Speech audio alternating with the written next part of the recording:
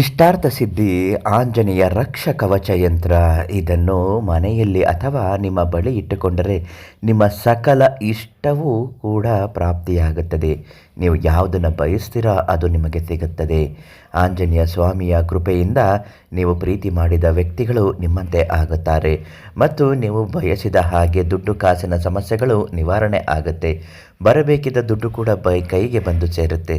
ಮದುವೆಯಲ್ಲಿ ವಿಳಂಬ ಆದವರು ಕೂಡ ಮದುವೆ ಅನ್ನುವುದು ಕಂಕಣ ಭಾಗ್ಯ ಒಳ್ಳೆಯ ಸಂಬಂಧದೊಂದಿಗೆ ಕೂಡಿ ಬರುತ್ತದೆ. ಇದೆಲ್ಲವೂ ಕೂಡ ಆಂಜನೇಯ ಸ್ವಾಮಿಯ ರಕ್ಷ ಯಂತ್ರ. ಒಬ್ಬ ಮಾನವನ ಸಂಪೂರ್ಣ ರಕ್ಷಣೆಯನ್ನು ಮಾಡುವ ಈ ಯಂತ್ರ ಶತ್ರುವನ್ನು ಕೂಡ ನಾಶಪಡಿಸುತ್ತದೆ, ಮಾಟ ಮಂತ್ರದಿಂದ ವಿಮೋಚನೆ ಮಾಡುತ್ತದೆ.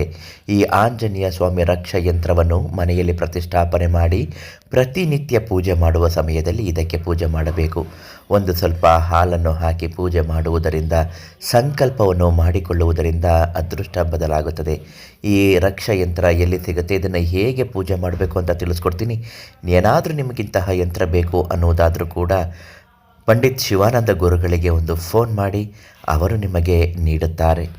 ಪ್ರತಿಯೊಬ್ಬರ ಜೀವನದಲ್ಲೂ ಕಷ್ಟ ಅನ್ನುವುದು ಇದ್ದೇ ಇರುತ್ತದೆ. ಕೆಲವರಿಗೆ ಬಡತನದ ಕಷ್ಟವಾದರೆ ಇನ್ನು ಕೆಲವರಿಗೆ ಆರೋಗ್ಯದಲ್ಲಿರುವಂತಹ ಸಮಸ್ಯೆಗಳ ಕಷ್ಟ ಇರುತ್ತದೆ.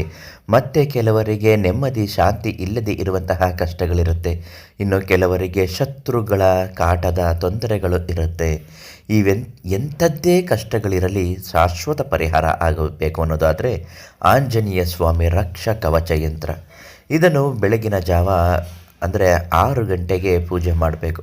ಪ್ರತಿಷ್ಠಾಪನೆ ಮಾಡುವ ದಿವಸ 6 ಗಂಟೆಗೆ ಎದ್ದು ಸ್ನಾನ ಆದಿಗಳನ್ನು ಮಾಡಿದ ನಂತರ 3 ಎಕ್ಕದ ಹೂವನ್ನು ಇಟ್ಟು ಪೂಜೆ ಮಾಡಬೇಕು. ಆಂಜನೇಯ ಸ್ವಾಮಿಯ ಸ್ತೋತ್ರವನ್ನು ಹೇಳಬೇಕು. ಆಂಜನೇಯ ಸ್ವಾಮಿ ಸ್ತೋತ್ರವನ್ನು ಹೇಳುತ್ತಾ ಪೂಜೆಯನ್ನು ಮಾಡಿ ಮುಗಿಸಿದ ಮೇಲೆ ಮನೆಯವರಿಗೆಲ್ಲ ಮಂಗಳಾರತಿ ನೀಡಬೇಕು. ಮಹಾಮಂಗಳಾರತಿ ಆಗುವ ವೇಳೆ ಮನೆಯಲ್ಲಿರುವವರು ಕೂಡ ಎದ್ದು ನಮಸ್ಕರಿಸಬೇಕು. ಯಾರೂ ಕೂಡ ಆ ಸಮಯದಲ್ಲಿ ನಿದ್ರಿಸಬಾರದು. ಎಲ್ಲರೂ ಬೆಳಗಿನ ಜಾವ ಬೇಗ ಎದ್ದು ಸ್ನಾನಾದಿಗಳನ್ನು ಮಾಡಿಕೊಂಡೇ ಈ ಕೆಲಸವನ್ನು ಮಾಡಿ. ತುಂಬ ಒಳ್ಳೆಯದಾಗುತ್ತೆ. ಆಂಜನೇಯ ಸ್ವಾಮಿ ರಕ್ಷ ಕವಚ ಯಂತ್ರ ಉಚಿತವಾಗಿ ನೀಡುತ್ತಾರೆ. ಅದಕ್ಕಾಗಿ ಪಂಡಿತರು ದೈವಜ್ಞರು ಆದಂತಹ ಶಿವಾನಂದ ಗುರುಗಳಿಗೆ ಒಂದು ಫೋನ್ ಮಾಡಿ.